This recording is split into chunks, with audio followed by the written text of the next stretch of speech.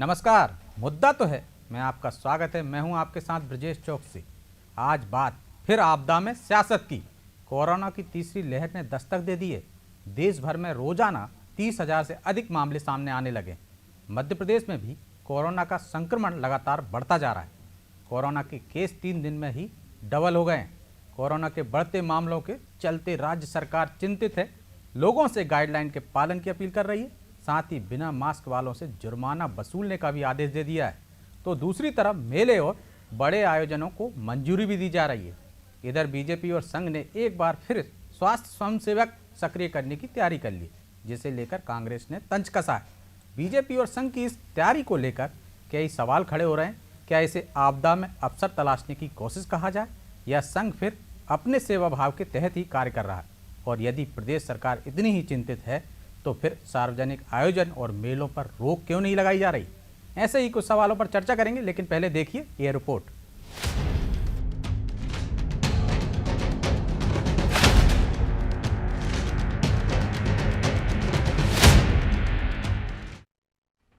सरकार ने दवा की, बिस्तर की, आईसीयू की, वेंटिलेटर की, पलंग की, दवाइयों की पूरी व्यवस्था कर रखी है, लेकिन इसके बावजूद भी सख्ती की आवश्यकता है, चिंता की आवश्यकता है, सावधानी की आवश्यकता है।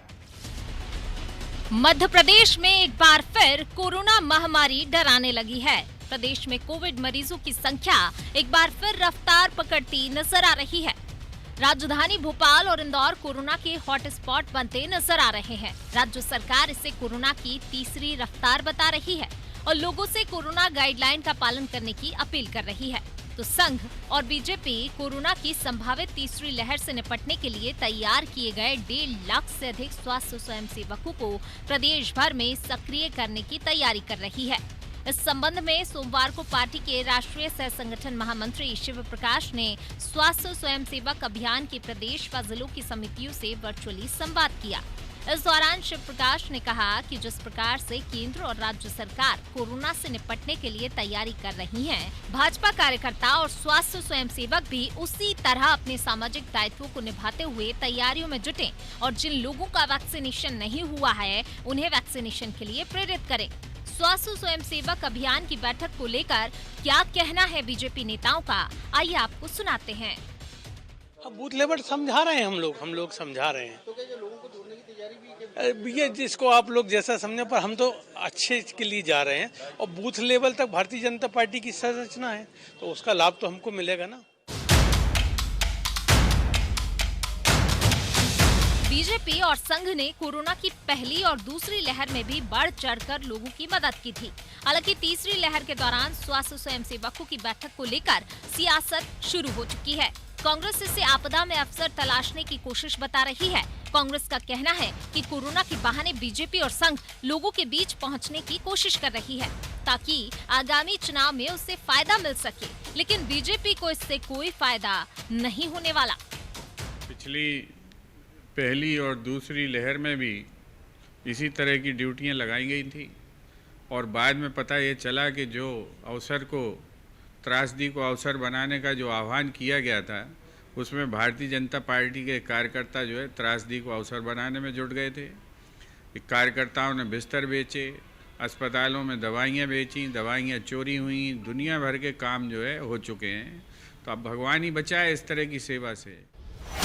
स्वास्थ्य स्वयंसेवकों को सक्रिय करने के पीछे बीजेपी की एक मंशा ये भी हो सकती है कि उसके कार्यकर्ता सुस्त न पड़ें और चुनाव के दौरान लोगों के बीच एक अच्छा मैसेज पहुंच सके।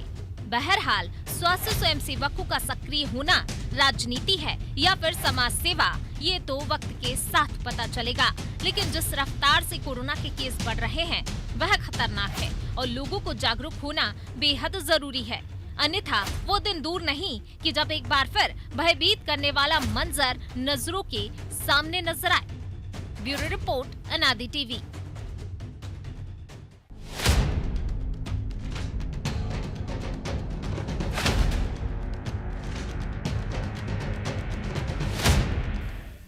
फिर आपदा में सियासत, इस मुद्दे पर चर्चा के लिए हमारे साथ मौजूद हैं मिनेंद्र डागा, बीजेपी नेता हैं, ब्रजेश पांडे, प्रवक्ता हैं कांग्रेस के, और सूर्यकांत चतुर्वेदी, वरिष्ठ पत्रकार। तीनों मेहमानों का बहुत बहुत स्वागत है। डागा जी, कांग्रेस कह रही है कि पहली और दूसरी लहर में भी आपने इसी तरह स्वयंसेवक तैयार किए थे, लेकिन उसके दुष्परिणाम देखने को मिले थे। फिर आप तैयार कर रहे हैं, आपदा में अवसर ढूंढ रहे हैं ताकि लोगों के बीच में जा सके और उसका चुनाव में फायदा उठा सकें। ब्रजेश जी, सबसे पहले नए साल की अनादि टीवी के सभी दर्शकों को मेरी ओर से बहुत बहुत शुभकामनाएं। हम सब प्रार्थना करते हैं कि जो महामारी है इससे हम सबको निजात मिले इस नए वर्ष के अवसर पर। जी ब्रजेश जी, अब मैं कांग्रेस के बारे में क्या कहूं, जो इस विषम परिस्थिति में भी राजनीति को देखते हैं सर्वोपरि रख के, तो मुझे लगता है मानवीय मूल्यों का हनन कांग्रेस के अंदर दिनों दिन होता जा रहा है। इसके पहले जब लहरें आई हैं, कोरोना की 2 और लहर आई हैं, तो आप देखिएगा उठाकर पूरे पन्नों को कि कांग्रेस के लोग सिर्फ ट्वीट करते हुए मिले हैं। रोडों पर अगर मिला है तो भारतीय जनता पार्टी का कार्यकर्ता मिला है, स्वयं सेवक मिले हैं जिन्होंने अपने प्राणों की आहुति दी है और काम करके दिखाया है सेवा का। और हमारे बहुत से कार्यकर्ताओं ने अपने प्राणों की आहुति देकर सेवा का काम किया है। सरकार ने पन प्राण से जुटकर पूरे लोगों की, प्रदेश के लोगों की और देश के लोगों की सेवा करने का काम किया है। कांग्रेस के लोगों को अगर आपने देखा हो तो वो सिर्फ ट्वीट करते हुए नजर आए हैं। और इस आपदा में भी राजनीति करना ये कांग्रेस का काम है, भारतीय जनता पार्टी का काम सेवा करना है। और सेवा के माध्यम से जनता के बीच में जाकर के इस महामारी में जहां लोग घरों के अंदर से निकल नहीं रहे थे, ब्रजेश जी आप याद कीजिएगा उस दौर को, हमारे भारतीय जनता पार्टी के प्रदेश अध्यक्ष उन्होंने भी राशन बांटे थे, दिग्विजय सिंह निकले थे, पीसी शर्मा निकले थे, ऐसा मत कहो। नहीं निकले तो थे, दे दो। सिर्फ निकले थे, लेकिन सेवा के कार्यों को अंजाम नहीं दिया उन्होंने। कांग्रेस के लोगों ने सिर्फ दिखावा किया। भारतीय जनता पार्टी के कार्यकर्ताओं ने पैर में जूते पहनाने से लेकर खाने के डिब्बे से लेकर घर घर अनाज पहुंचाने का काम किया है। ब्रजेश जी, मैं ये नहीं कह रहा कि कांग्रेस के लोग नहीं निकले हैं, लेकिन टीवी और चैनल पे आ जाएं उतने ही निकले हैं। आपकी सरकार है ना डागा जी, तीसरी लहर आने क्यों दे रहे हो? वो प्रतिबंध क्यों नहीं लगा रहे हो? आप एक तरफ कह रहे हैं कि कल से मास्क नहीं पहनने वाले पे 200 रुपए का जुर्माना लगाएंगे। अभी जिले की बैठक ली है भूपेंद्र सिंह ने और कहा कल से 200 रुपए जुर्माना लगेंगे। दूसरी तरफ आपके ही लोग मेले लगा रहे हैं, मेले में भीड़ नहीं होती। देखिए, निश्चित रूप से कोरोना गाइडलाइन के लिए सरकार लगातार प्रयासरत है और लगातार प्रयास कर रही है।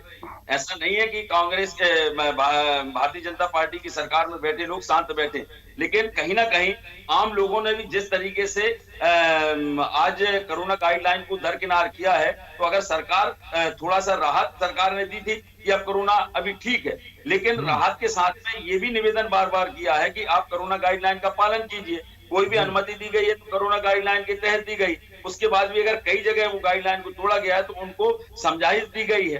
तो अब ऐसा नहीं है, सरकार निरंतर काम कर रही है और आगे भी काम करेगी। अभी मध्य प्रदेश में धीरे धीरे जिस तरीके से बढ़ रहा है, मुख्यमंत्री जी को आप देख रहे हैं, रोज बैठक कर रहे हैं, रोज समीक्षा कर रहे हैं, और समीक्षा के आधार पर आप देखिए कि प्रदेश के अंदर कोरोना को कंट्रोल करने के लिए वैसे ही तो नहीं कर रहे ना जैसे दिल्ली वालों ने किया है। अब वो वीकेंड पे कर्फ्यू लगाने की तैयारी कर रही है क्योंकि वहां के सीएम भी आ गए कोरोना पॉजिटिव, तो अपने आप ही इस तरह की विस्फोटक स्थिति का इंतजार कर रहे हैं।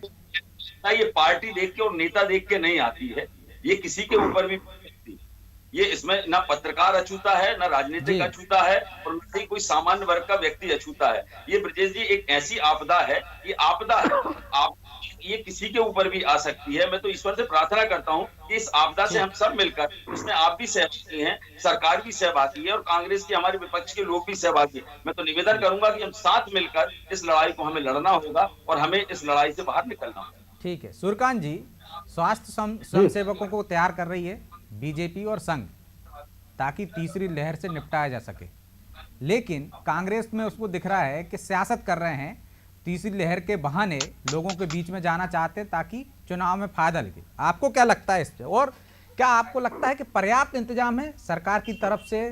सारे जो प्रतिबंध लगाए गए हैं अब तक वो ठीक हैं या और कड़ाई से पालन करना चाहिए? जो मेले और आयोजन हो रहे हैं उन पर भी रोक लगनी चाहिए? देखिए ब्रजेश जी, जिस तरह से भाजपा संगठन द्वारा स्वास्थ्य स्वयंसेवकों को ग्रामीण इलाकों में भेजा जा रहा है, उसकी सराहना की जानी चाहिए। कांग्रेस हो या अन्य कोई राजनीतिक दल हो, जब भी प्रदेश में कोई संकट आता है, महामारी का माहौल बनता है, तो उस समय अगर कोई राजनीतिक दल अपने कार्यकर्ताओं को जनता के बीच भेजता है, उनकी मदद करता है या उनके साथ खड़ा दिखता है, तो उसकी सराहना तो की जानी चाहिए। उसे राजनीतिक चश्मे से देखें या सामाजिक दायित्व के चश्मे से देखें, उससे कोई अंतर किसी को नहीं पड़ना चाहिए, बल्कि विपक्षी दलों को चाहिए कि वो भी इसमें सहभागिता करें और इस बहाने वो भी अपना संपर्क बढ़ाएं। अब रही बात दूसरा जो आपने प्रश्न किया है कि सरकार द्वारा जो प्रतिबंध लगाए गए हैं, तो यह प्रतिबंध पूरी तरह से नाकाफी है और सरकार से प्रतिबंधों का दिखावा कर रही है। सरकार को इंतजार है कि कब प्रदेश में कोरोना की दिल्ली जैसी विस्फोटक स्थिति बने और उसके बाद कदम उठाए। आप देखिए, मैं नहीं समझ पाया कि सरकार के रणनीतिकार कौन है, सलाहकार कौन है, वो अफसर कौन है जो सरकार को सलाह देते हैं कि रात्रि कर्फ्यू लागू कर दिया जाए तो उससे कोरोना पर नियंत्रण पाया जा सकता है। रात 11 बजे के बाद और सुबह 5 बजे के बीच कौन सा मार्केट लगता है, कौन सा भीड़ भाड़ वाला आयोजन होता है और कहाँ। ये तो एक लोगों के लिए मानसिक रूप से तैयार करने के लिए होता है कि आप बेवजह ना निकलें। एकदम क्या आप चाहते हैं कि एकदम वैसे ही प्रतिबंध लगा दिए जाएं? नहीं, एकदम न लगाए आप प्रतिबंध, लेकिन हमारा कहना यह है कि आप साप्ताहिक जो बंदी दिवस होते हैं कम से कम उनका तो कड़ाई से पालन करवाएं। भोपाल जैसे शहर में ना तो श्रम विभाग उन पर पालन करवाता है, न नगर निगम, न जिला प्रशासन। साप्ताहिक बंदी दिनों के अंदर भी सारी दुकानें खुली रहती है, मार्केट खुला रहता है, भीड़ भाड़ चलती रहती है। अगर आप सिर्फ लोगों की मानसिक स्थिति के बहाने रात का कर्फ्यू लगा रहे हैं तो फिर बात अलग है, लेकिन अगर जनता इतनी समझदार होती और इतनी आपके इशारों को समझती या आपके द्वारा जो संकेत किए जाते हैं उसे समझती तो फिर जरूरत ही क्यों है समंत्र राय के कदम उठाने की। आज जिला क्राइसिस कमेटी की भोपाल में बैठक थी ब्रजेश जी, उस बैठक में क्या निर्णय हुआ? आपने कहा था खुले में अपशिष्ट नहीं फेंकेंगे, तो भैया पहले से क्यों नहीं पालन करवाया जा रहा है? या तो पहले से प्रतिबंध थे। उसमें निर्णय हुआ है कि कल से बिना मास्क वालों के खिलाफ अभियान चलाया जाएगा, जो नहीं पहनेगा उससे 200 रुपए जुर्माना वसूला जाएगा। हालांकि ये ना काफी आप बता रहे हैं, तो डागा जी से जवाब ले लेंगे। पहले पांडे जी हमारे साथ जुड़ गए हैं। पांडे जी, कांग्रेस को यदि स्वास्थ्य स्वयंसेवक तैयार कर रहा है संघ और बीजेपी, तो इसमें सियासत क्यों दिख रही है? भूपेंद्र गुप्ता कह रहे हैं पहली और दूसरी लहर में भी इन लोगों ने काम किया था, क्या परिणाम थे? देखिए चौकसी साहब, बड़ी सीधी सी बात है, जब सरकार के पास समूचा प्रशासनिक तंत्र है, जब सरकार के पास वो सारे लोग हैं, वो वॉलंटियर्स हैं मध्य प्रदेश के स्वास्थ्य सेवा के अंदर जो ट्रेनिंग शुदा है, जो समाज के अंतिम छोर के व्यक्ति तक अपनी बात पहुंचा सकते हैं, वहां तक दस्तक दे सकते हैं, तो सरकार को उनको उपयोग करने की जगह इस तरह के राष्ट्रीय स्वयंसेवक संघ को साथ में लाना या फिर उनके यहाँ कुछ लोग इन्फेक्टेड हो जाएं, वो भी तो अच्छी बात नहीं है। अभी बहुत अच्छी बात सूर्यकांत साहब कह रहे हैं, सरकार का इंतजाम और सरकार की अमला का अमली जामा पहना तो अलग अलग चीजें हैं और दोनों अपर्याप्त, क्योंकि कोरोना आज की लड़ाई नहीं, पिछले कम से कम 2 वर्षों से हम लोगों ने इस दर्द को झेला है, तो और उससे निजात भी सिर्फ तात्कालिक रूप से। पांडे जी, आपकी बात मान लेते हैं कि सरकार का दायित्व है, उसके पास सब कुछ है। एक सवाल तो सूर्यकांत जी ने यह भी उठाया था कि यदि आरएसएस और भाजपा अपने स्वयंसेवकों को लगा रही है उस काम में, तो एक सामाजिक दायित्व भी तो होता है, राजनीतिक दलों का भी तो दायित्व है, आपको भी उसमें सहभागिता निभाना चाहिए, ना कि उसमें सियासत देखना चाहिए। हम कभी सहभागिता निभाने से पीछे हटते हैं चौकसी साहब। हमारे यहाँ भी आप देखिए, आउटलुक की पत्रिका में अंग्रेजी संस्करण में, हिंदी संस्करण में लिखा कि जब पहली बार कोरोना ने दस्तक दिया इस भारतवर्ष के अंदर, तो युवा कांग्रेस के राष्ट्रीय अध्यक्ष जो है बीबी गिरी जी, उस जगह जगह जाके कैंप लगाया, सरकार उनके यहाँ और सोनू सूद के यहाँ इनकम टैक्स क्रेडिट डलवा दिया। जो लोग सरकार से इतर कुछ काम करना चाहते हैं, समाज सेवा के लिए आगे आना चाहते हैं, वो सारे के सारे लोग देशद्रोही हो जाते हैं। ये इनकम टैक्स के डर के मारे नहीं कर रही कांग्रेस। डागा जी अभी कुछ देर पहले आप पे आरोप लगा रहे थे, आप जुड़ नहीं पाए थे, कि कांग्रेस ने पहली और दूसरी लहर में कुछ नहीं किया, सिर्फ भ्रम पैदा किया है। लेकिन आप कह रहे हैं कि सुनील सूद के यहाँ छापा पड़ गया, तो क्या डर रही है इनकम टैक्स से, सेवा करने से कांग्रेस? चौकसी साहब, मैं एक बात बताऊं, कांग्रेस पार्टी उस महान आत्माओं की कोख से उत्पन्न हुई है, चाहे वो पंडित जवाहरलाल नेहरू जी रहे हो, चाहे महात्मा गांधी जी रहे हो, चाहे लाल बहादुर शास्त्री रहे हो, चाहे बाल गंगाधर तिलक रहे हो, चाहे माखनलाल चतुर्वेदी जैसे योद्धा रहे हो, चाहे जितने भी क्रांतिकारी लोग रहे हो। पहले जब जो स्वरूप था फेडरल मूवमेंट का, क्योंकि मैं भी स्वतंत्रता संग्राम सेनानी का पोता हूँ और देश के वरिष्ठ स्वतंत्रता संग्राम सेनानी का पोता हूँ। तो जो अंग्रेजों से नहीं डरे वो आज की सरकार से डर रहे हैं। पहले मैं आपसे पूरी कर लूं बात, फिर आप अपना सप्लीमेंट ले लीजिए। मैं आपसे कहना चाह रहा हूं कि पहले आजादी के स्वतंत्रता आंदोलन में जो लोग या तो सीधे फाइट किया करते थे भगत सिंह की तरह, चंद्रशेखर आजाद की तरह, और एक लोग जो अपनी कलम की ताकत से बताया करते कि तुम्हारी तो भी यहाँ पे हमारे सामने कुछ काम नहीं आएगी, तुम्हारी नीतियां हमारे सामने विफल है।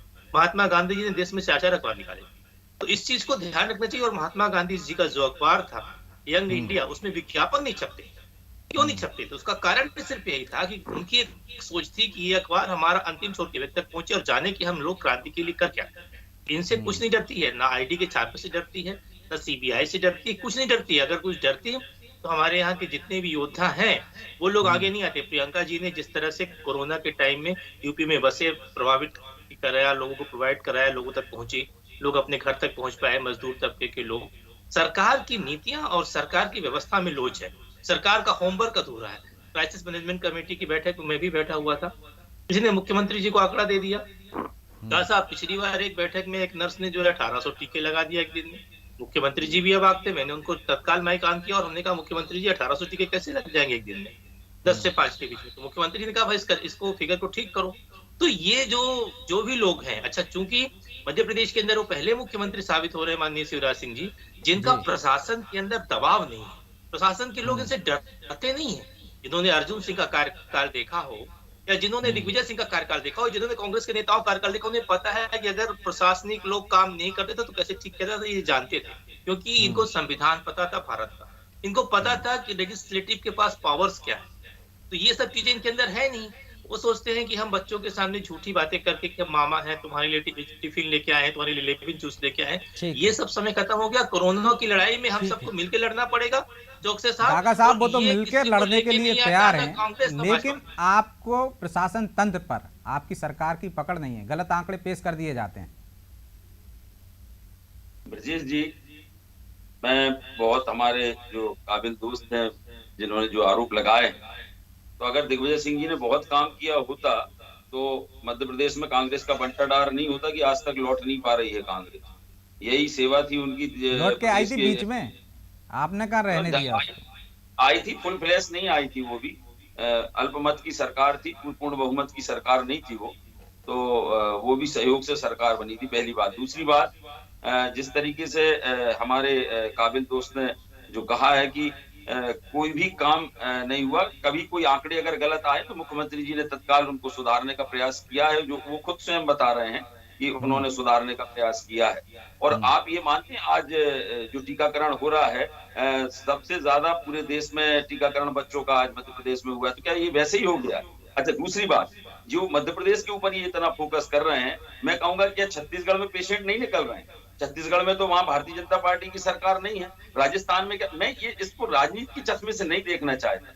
मैं चाहता हूं, कांग्रेस के मित्रों से निवेदन करना चाहता हूं, ये मानवीय संवेदनाओं का विषय है और मानवीय संवेदनाओं को हमको दृष्टिगत रखते हुए सबको मिलकर काम करना होगा। इसमें कमियों को निकालने की जरूरत नहीं है, हमें साथ इस आपदा से निपटने के लिए हमें तो सही तो कह रहे हैं, उनकी सलाह आप मानते कहाँ हैं? आज पीसी शर्मा ने सलाह दी बैठक में कि जो दशहरा मैदान में भेल में मेला लगा है, क्या उसमें कोरोना नहीं जा रहा है क्या? या वो बीजेपी वालों ने लगाया है इसलिए उस तरफ ध्यान नहीं दे रहे?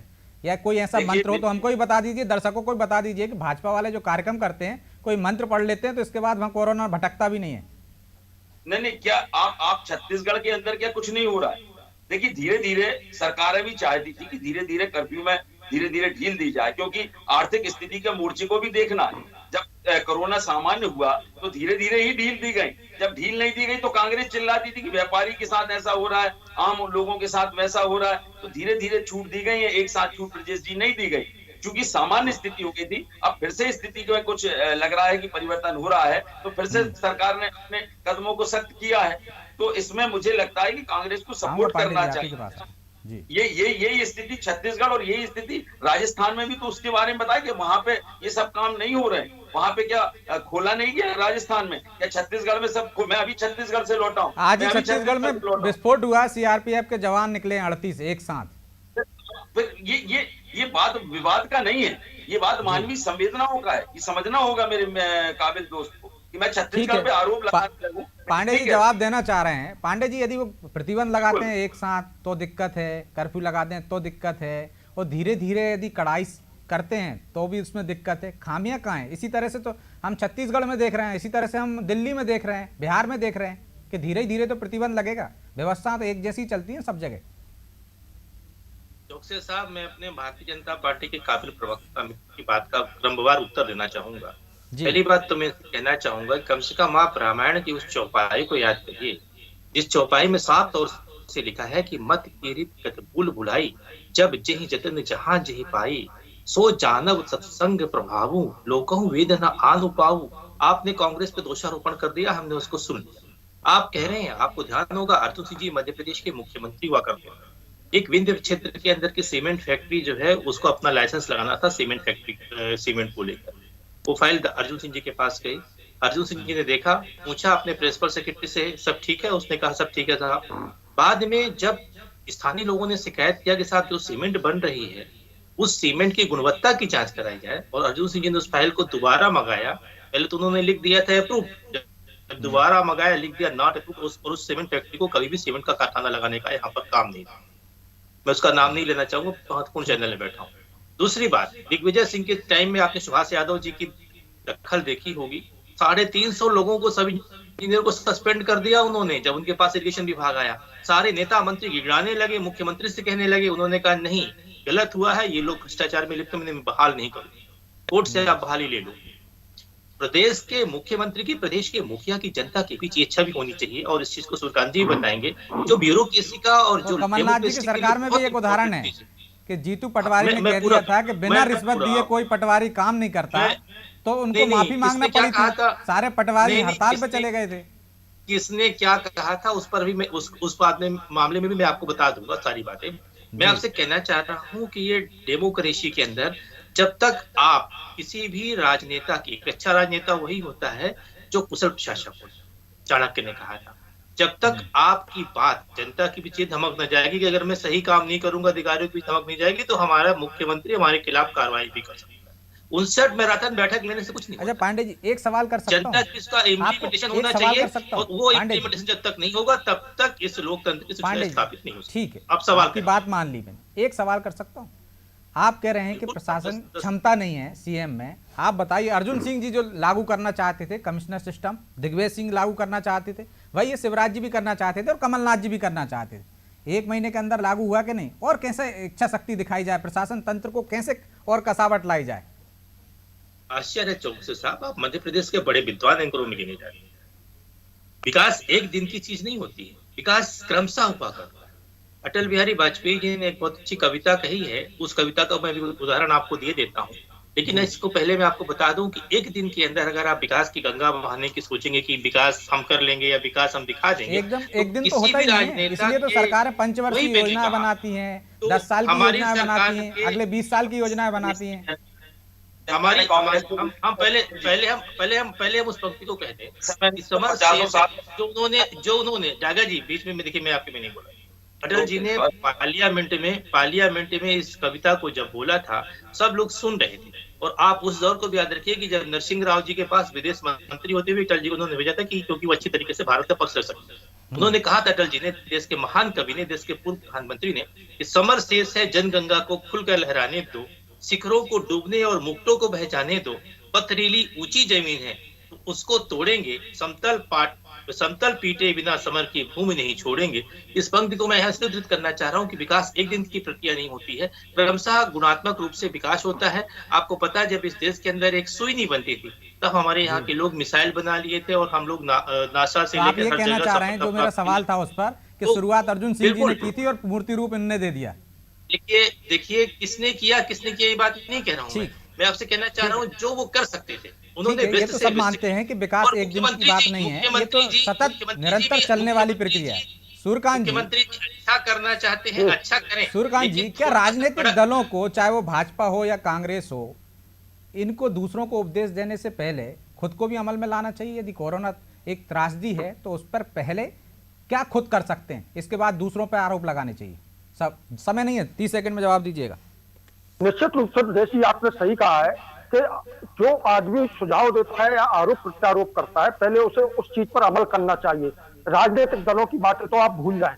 राजनीतिक दलों के लिए या उनके नेताओं के लिए यह सारी की सारी चीजें बोलने में बहुत अच्छी होती हैं। इसका उदाहरण कल पदभार ग्रहण का आयोजन है। कल भाजपा के एक नेता ने पदभार ग्रहण किया निगम मंडल का, और उनके साथ कितनी भीड़ थी, क्या जरूरी था इतनी भीड़ लाना?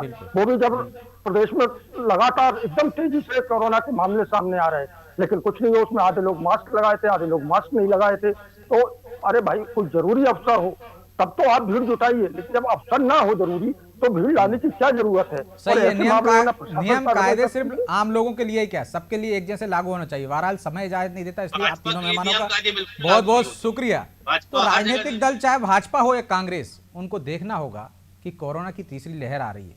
सियासत कीजिए, सियासत करना आपका काम है, लेकिन आपकी जिम्मेदारी भी है। पहली जिम्मेदारी है कि आप इंसान हो, समाज सेवा का काम कर रहे हो, तो दूसरों को भी जागरूक करो, खुद भी जागरूक हो, और इसके बाद सरकार पर सवाल उठाओ। मुद्दा तो है। मैं आज इतना ही, मुझे दीजिए इजाजत और आप देखते रहिए अनादि टीवी। नमस्कार।